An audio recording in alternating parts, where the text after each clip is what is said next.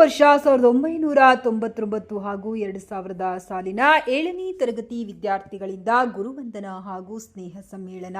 ಶಿಷ್ಯರು ಗುರುವನ್ನ ಮೀರಿದಾಗ ಮಾತ್ರ ಜನ್ಮ ಸಾರ್ಥಕವಾಗುತ್ತದೆ. ಶ್ರೀನಿವಾಸ್ ನಾಯ್ಡು, ಗಂಗಾವತಿ.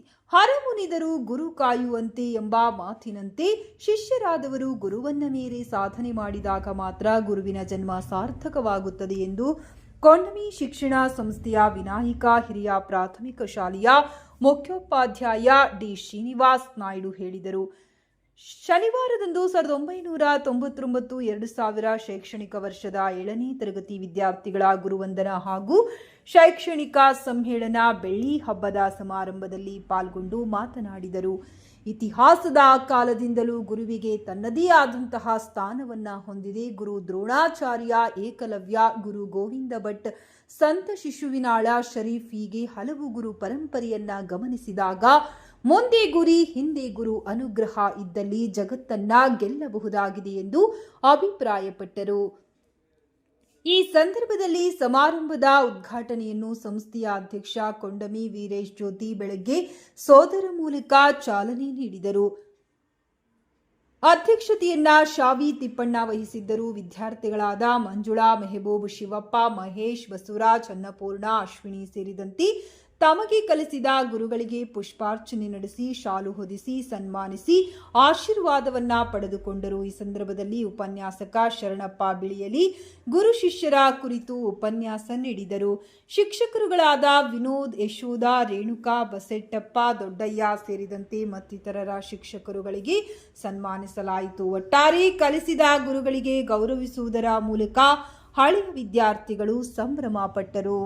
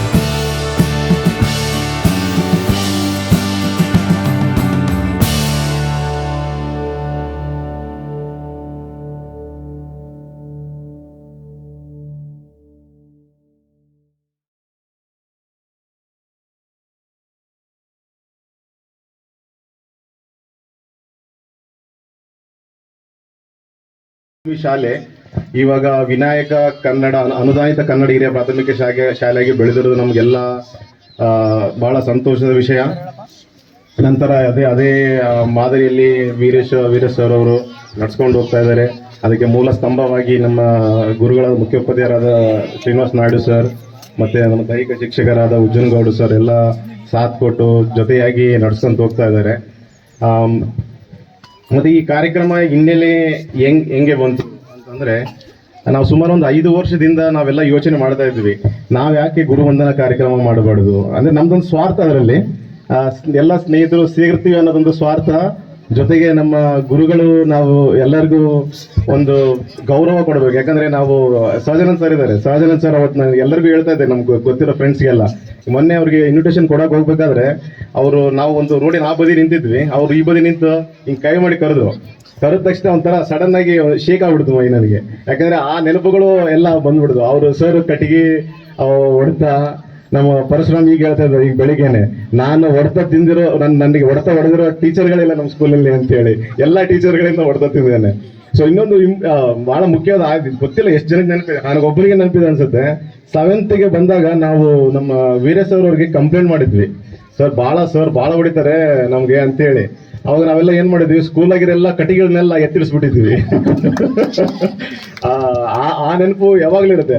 ಅಂದ್ರೆ ಇವಾಗ ಅವ್ರು ಹೊಡಿತಾರೆ ಅನ್ನೋದು ಆ ಸಂದರ್ಭಕ್ಕೆ ನಮಗೆ ನೋವಾಗಿದ್ರು ಕೂಡ ನಮಗೆ ಈಗಲೂ ಆ ಸರ್ ಇರೋ ಶಿಸ್ತು ಮತ್ತೆ ಆ ಸರ್ ಇದ್ರೆ ಟಿವಿ ನನಗೆ ತಿಳಿದಂಗೆ ಇದುವರೆಗೂ ನಾವು ಯಾವ ಶಿಕ್ಷಕರಲ್ಲಿ ನೋಡಿಲ್ಲ ಆ ತರ ಶಿಸ್ತು ಬದ್ಧತೆ. ಶಾಲೆ ಬಗ್ಗೆ ಆಗ್ಲಿ, ಟೀಚರ್ಸ್ ಶಿಕ್ಷಣದ ಬಗ್ಗೆ ಆಗ್ಲಿ, ಸ್ಟೂಡೆಂಟ್ಸ್ ಬಗ್ಗೆ ಆಗ್ಲಿ ಆ ತರ. ಮತ್ತೆ ನಾವೆಲ್ಲರೂ ಪ್ರತಿ ವರ್ಷ ಇದಕ್ಕೆ ಪ್ರವಾಸಕ್ಕೆಲ್ಲ ಹೋಗ್ತಾ ಇದ್ವಿ. ಡೇ ಟ್ರಿಪ್ ಆಲ್ಮೋಸ್ಟ್ ಯಾವಾಗ್ಲೂ ಪ್ರವಾಸಕ್ಕೆ ಹೋಗ್ತಾ ಇದ್ವಿ. 7th ನಾನು ಮಿಸ್ ಆಗಿದ್ದೆ, 7th ನನಗೆ ಬರಕ್ಕಾಗಿರಲಿಲ್ಲ.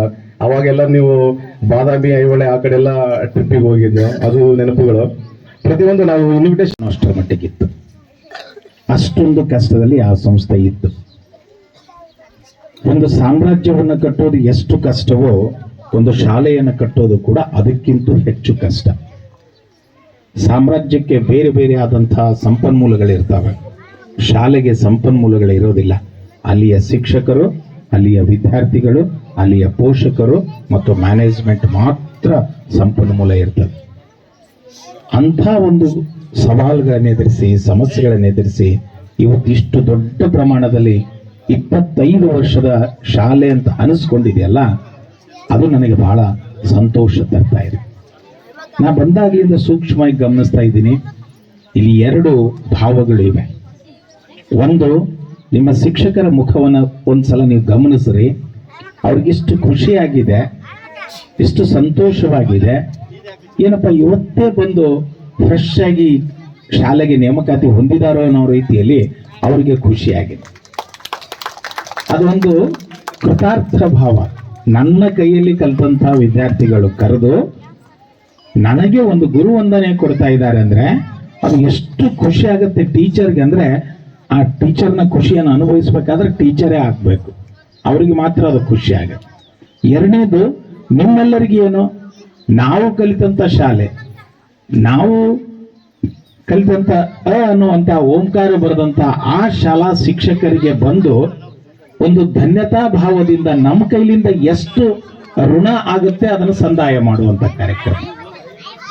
ಸಾಮಾನ್ಯವಾಗಿ ನಿಮ್ಗೆಲ್ಲರಿಗೂ ಗೊತ್ತಿದೆ, ತಾಯಿಯ ಋಣವಾಗಲಿ, ತಂದೆಯ ಋಣವಾಗಲಿ, ಗುರುವಿನ ಋಣವಾಗಲಿ, ಭೂಮಿಯ ಋಣವಾಗಲಿ, ದೇವರ ಋಣಗಳನ್ನು ತೀರಿಸ್ಲಿಕ್ಕೆ ಆಗೋದಿಲ್ಲ. ಆದ್ರೆ ಪ್ರಯತ್ನ ಮಾಡಿ ಮಾಡಿ ಮಾಡಿ ನಾವು ಏನ್ ಮಾಡ್ತೀವಿ ಅಂದ್ರೆ ಆ ಋಣವನ್ನ ತೀರಿಸಲಿಕ್ಕೆ ನಾವು ಯಾವತ್ತೂ ಕೂಡ ಪ್ರಯತ್ನ ಮಾಡ್ತಿರ್ತೇವೆ. ನಾನು ಪ್ರಾರಂಭದಲ್ಲೇನೆ ನಿಮ್ಮ 25ನೇ ವರ್ಷದ ಅಂದ್ರೆ ಈ ಸಂಸ್ಥೆಯ ಮೊದಲನೇ ಬ್ಯಾಚಿನ ಎಲ್ಲ ವಿದ್ಯಾರ್ಥಿಗಳಿಗೆ ಈ ಕಾರ್ಯಕ್ರಮವನ್ನು ಆಯೋಜನೆ ಮಾಡಿದ್ದಕ್ಕಾಗಿ ಅಭಿನಂದನೆಗಳನ್ನು ಸಲ್ಲಿಸ್ತೇನೆ. ನೀವು ಒಂದು ಒಳ್ಳೆ ಕೆಲಸ ಮಾಡಿದ್ದೀರಿ, ಒಳ್ಳೆ ಕೆಲಸ ಮಾಡಿದ್ದೀರಿ. ಯಾವುದೇ ಕೀಳಿರಿಮೆಗಳಿಂದ ನೀವು ಒಳಪಟ್ಟಿಲ್ಲ. ನನ್ನ ಶಾಲೆ ಏನಪ್ಪ ಅವ್ರು ಏನು ಕಲಿಸಿದಾರೋ ಏನೋ, ನಮಗೆ ಹೈಟೆಕ್ ಕಲಿಸಿಲ್ಲ, ನಮಗೇನೋ ಅವ್ರು ಹೆಚ್ಚು ಹೇಳಿಲ್ಲ, ಈಗಿನ ಶಾಲೆಗಳು ನೋಡಿದ್ರೆ ಹೀಗಿದ್ದಾವೆ, ನಾವೇನು ಕಲಿಸಿಲ್ಲ ಅಂತ ನೀವು ಬಿಟ್ಟಿಲ್ಲ. ಎಷ್ಟರ ಕಲಿಸ್ಲಿ, ಅವರು ಅಕ್ಷರ ಕಲಿಸಿದ್ದಾರೆ, ಆ ಅಕ್ಷರ ನಿಮ್ಮ ಪಾಲಿಗೆ ಇವತ್ತು ಏನಾಗಿದೆ ಅಂತಂದ್ರೆ ಅದೇ ಒಂದು ಓಂಕಾರ ಆಗಿದೆ, ಅದೇ ಒಂದು ಜೈಂಕಾರ ಆಗಿದೆ, ಅದೇ ಒಂದು ಆಧಾರ ಆಗಿದೆ. ಎಷ್ಟೋ ನಾನು ನೋಡಿದೆ ನಿಮ್ಮೆಲ್ಲ 25 ವರ್ಷದ ವಿದ್ಯಾರ್ಥಿಗಳು ಎಷ್ಟೋ ಚೆನ್ನಾಗಿರ್ತಕ್ಕಂಥ ದೊಡ್ಡ ದೊಡ್ಡ ಹುದ್ದೆಗಳಲ್ಲಿ ಹೋಗಿದ್ದೀರಿ, ಚೆನ್ನಾಗಿ ಜೀವನದಲ್ಲಿ ಸೆಟ್ಲ್ ಆಗಿದ್ದೀರಿ. ಮತ್ತೆ ಬಂದು ಏನ್ ಹೇಳ್ತೀರಿ, ಸರ್ ನಿಮ್ಮ ಶಾಲೆಗೆ ಏನಾದರೂ ಬೇಕೇನು ನಾವು ಕೊಡ್ತೀವಿ ಅಂತ ಹೇಳ್ತೀರಿ. ಇದಕ್ಕಿಂತ ದೊಡ್ಡ ಸೌಭಾಗ್ಯ ಒಂದು ಸಂಸ್ಥೆಗೆ ಇರೋದಿಲ್ಲ. ನನಗೆ ನಾ ಬಂದಾಗ ಇಲ್ಲಿ ನನ್ನ ಭಾಷೆಯನ್ನ ಮಕ್ಕಳು ನಗುತ್ತಿದ್ರು. ನಾನು ಅಲ್ಲಿವರೆಗೆ ಅಲ್ಲಿ ಗಂಟ ಇಲ್ಲಿ ಗಂಟ ಅಂತ ಅಂದಾಗ ಇವರು ಶಿಕ್ಷಕರು ವಿದ್ಯಾರ್ಥಿಗಳು ನಗುತ್ತಿದ್ರು. ನಾನು ಇಂಗ್ಲಿಷ್ ಶಿಕ್ಷಣವನ್ನ ಮಕ್ಕಳಿಗೆ ಇವಾಗಲೂ ಸಹ ನಾನು 5 ಮತ್ತು 6, 7ನೇ ತರಗತಿಗೆ ನನ್ನ 25 ವರ್ಷದ ಜೀವನದಲ್ಲಿ ಈ ಶಿಕ್ಷಕನಾಗಿ ವೃತ್ತಿ ಜೀವನ ಪ್ರಾರಂಭಿಸಿದಾಗಿಂದ ನಾನು ಆಂಗ್ಲ ಭಾಷೆಯನ್ನ ಬೋಧಿಸ್ತಾ ಇದ್ದೇನೆ. ಆ ಮಕ್ಕಳಿಗೂ ಸಹ ನಾನು ಇಂಗ್ಲೀಷನ್ನು ಕಲಿಸಿದ್ದೆ. ಅವರು ಎಷ್ಟರ ಮಟ್ಟಿಗೆ ನನ್ನಿಂದ ಇಂಗ್ಲೀಷ್ ಕಲಿತು ಅದನ್ನು ಅವರು ಸದುಪಯೋಗ ಪಡ್ಕೊಂಡಿದ್ದಾರೋ ಅದು ಅವರು ಗೊತ್ತು ಮತ್ತು ಅವರು ವ್ಯಕ್ತಪಡಿಸ್ತಾರೆ. ಸಾಕಷ್ಟು ವಿದ್ಯಾರ್ಥಿಗಳು ಹೇಳ್ತಿರ್ತಾರೆ, ಸರ್ ನಾವು ಏನೋ ಕಲ್ತಿದ್ರು ಇಂಗ್ಲೀಷ್ ಭಾಷೆ ಚೆನ್ನಾಗಿ ನಾವು, ಯಾಕಂದ್ರೆ ಆಂಗ್ಲ ಮಾಧ್ಯಮಕ್ಕೆ ಈಗಿನ ಒಂದು ಪ್ರಿಫರೆನ್ಸ್ ಇದೆ. ನೋಡಿದ್ರಿ ನೀವೆಲ್ಲರೂ, ನಿಮ್ಮ ಮಕ್ಕಳನ್ನೇ ನೀವು ಎಲ್ಲ ಈಗ ಆಂಗ್ಲ ಭಾಷೆಯಲ್ಲಿ ಸೇರಿಸಿದ್ರಿ. ಆದರೂ ಸಹ ನಮ್ಮ ಕನ್ನಡ ಮಾಧ್ಯಮ ಶಾಲೆಗಳನ್ನ ಯಾವತ್ತೂ ಸಹ ಮರಿಬೇಡ್ರಿ. ಯಾಕಂದ್ರೆ ಕನ್ನಡ ಮಾಧ್ಯಮ ಶಾಲೆಯಲ್ಲಿ ಕಲ್ತಂತ ಮಕ್ಕಳು ಇವತ್ತು ನೀವೇ ಒಂದು ಮಾದರಿ.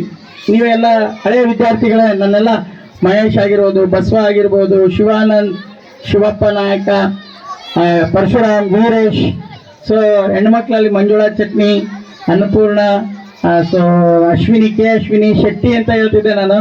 ಸೊ ಜಾಸ್ತಿ ಅಡ್ರೆಸ್ ಕರಿತಿದ್ದೆ ನಾನು, ಚಟ್ನಿ ಅಂತಾನೆ ಕರಿತಿದ್ದೆ. ಈಗಲೂ ಅವ್ರ ಪಾಪ ಅಂಗನವಾಡಿ ಕಾರ್ಯಕರ್ತರು ಅವರು ಏನ್ ಅನ್ಕೋತಾರೆ, ಅವ್ರು ಗುಂಪಲ್ಲಿದ್ದು ಏನಮ್ಮ ಚಟ್ನಿ ಅಂತೀನಿ ಅಂತಿದ್ದೆ. ಸೊ ಇವೆಲ್ಲ ನೆನಪು ಬರ್ತಾವ. ಯಾಕಂದ್ರೆ ಅವಾಗಿನ ಒಂದು ಶಿಕ್ಷಣ, ನಾವು ಹೊಡಿತಿದ್ದಂಥದ್ದು ಪನಿಷ್ಮೆಂಟ್ ಇಂದ ಇವತ್ತೆಲ್ಲ ನನ್ನ ವಿದ್ಯಾರ್ಥಿಗಳು, ಮೈಬು ಇಂಗ್ಲಿಷ್ ಫಸ್ಟ್ ಅವನು, ಇವತ್ತು ಅವ್ರ ಮಗಳು ನನ್ನ ಕೈಯಲ್ಲಿ ಕಲಿತಿದ್ದಾಳೆ, ಶಾಯಿನ್, ಅವಳು ಸಹ ಫಸ್ಟೇ. ಅದು ಹೇಳ್ಕೊಳಕ್ಕೆ ಹೆಮ್ಮೆ ಅನ್ಸುತ್ತೆ.